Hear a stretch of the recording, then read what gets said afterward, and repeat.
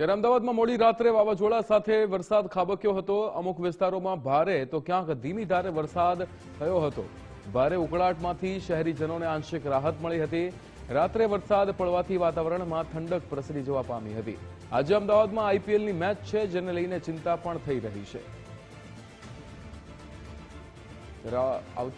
ગઈકાલે મોડી રાત્રે વરસાદ થયો હતો અમદાવાદની અંદર।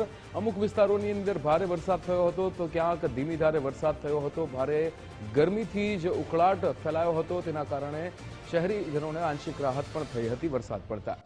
આપણી સાથે અર્પિત દરજી ફોન લાઈન પર જોડાઈ ગયા છે। અર્પિત, ગઈકાલે મોડી રાત્રે વાવાઝોડા સાથે અમદાવાદની અંદર ક્યાંક ભારે તો ક્યાંક ધીમી ધારે વરસાદ શરૂ થયો હતો। આંશિક રાહત મળી છે અને આજે આઈપીએલની મેચ પણ છે, તો શું વિઘ્ન બની શકે વરસાદ? ગઈકાલે આખો દિવસ દરમિયાન તડકો હતો, તડકો પણ ઓછો હતો અને તાપમાનમાં ઘટાડો થયો હતો, એટલે વાતાવરણમાં પલટો આવ્યો હતો, જેના કારણે અમદાવાદ સહિત રાજ્યના અલગ અલગ વિસ્તારોમાં ગરમીથી લોકો ત્રસ્ત હતા, જે અમને ગઈકાલે આંશિક રાહત મળી હતી।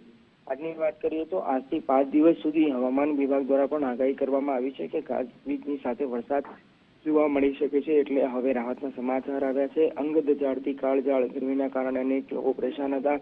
એવામાં બનાસકાંઠા, મહેસાણા, પંચમહાલ, વડોદરા, દાહોદ અને મહીસાગર જિલ્લામાં કરાની સાથે વરસાદ પડ્યો હતો।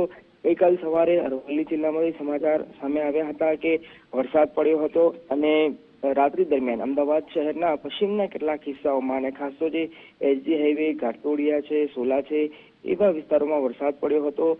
આ તમામની વચ્ચે મૂળ વાત કરીએ તો તાપમાનમાં ઘટાડો થયો છે। બીજી તરફ મેચની વાત કરીએ તો આજે ઇન્ડિયન પ્રીમિયર લીગની ફાઇનલ મેચ રમાવા જઈ રહી છે, એટલે સંભાવનાઓ અને શક્યતાઓ એવી પણ વ્યક્ત કરવામાં આવી રહી છે કદાચ આજે વરસાદ વિલન બની શકે છે, એટલે જે મેચની મજા છે એ બગાડી શકે, પરંતુ જે આયોજકો દ્વારા વ્યવસ્થા કરવામાં આવી છે અને વરસાદમાં ચાલુ મેચમાં વરસાદ પડે તો પણ ઝડપથી મેદાન સુકાઈ જાય એ પ્રકારની સુવિધા, એ પ્રકારની વ્યવસ્થા કરવામાં આવી હોવાનો દાવો કરવામાં આવ્યો છે। ગઈકાલની તાપમાનની વાત કરીએ તો અમદાવાદ શહેરમાં 40 ડિગ્રી, ભાવનગરમાં 40 ડિગ્રી, રાજકોટમાં 39 ડિગ્રી, અમરેલીમાં 39 ડિગ્રી, ગાંધીનગરમાં પણ 39, વડોદરા 39, ડીસામાં પણ 39, ભુજમાં 37 ડિગ્રી અને સુરતમાં પણ 35 ડિગ્રી તાપમાન નોંધાયું હતું, એટલે લગભગ 3 થી 4 ડિગ્રી તાપમાનમાં ઘટાડો થયો હતો। એ સ્પષ્ટ દર્શાવી રહ્યું છે કે જે પાછલા કેટલાક દિવસોમાં અને ખાસ તો છેલ્લા 15-20 દિવસથી જે સખત